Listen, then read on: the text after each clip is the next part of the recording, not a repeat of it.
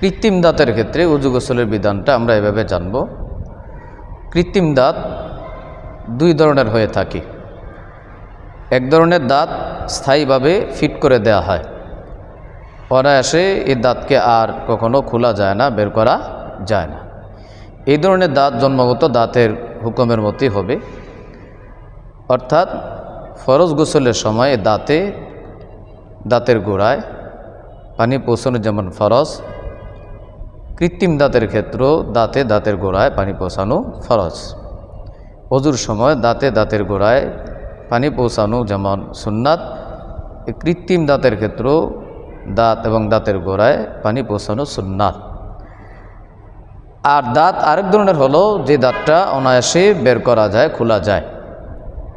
কৃত্রিম দাঁত যদি দাঁতটা অনায়াসে বের করা যায়, খোলা যায়, তাহলে ফরজ গোসলের ক্ষেত্রে দাঁতের নিচের অংশে পানি পৌঁছানো ফরজ, যে দাঁতটাকে খুলে পানি পৌঁছাতে হবে।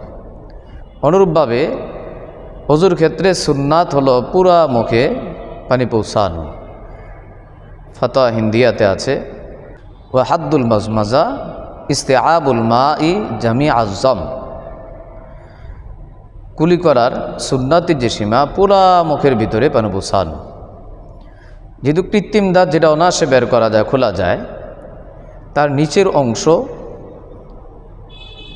অংশে পানি পৌঁছানো এটা সুন্নাত। এই জন্য খুলে তার নিচে পানি পৌঁছাতে হবে, সুন্নাত আদায় করতে হলে। আল্লাহ তাআলা আমাদেরকে বুঝার আমল করার তৌফিক দান করেন।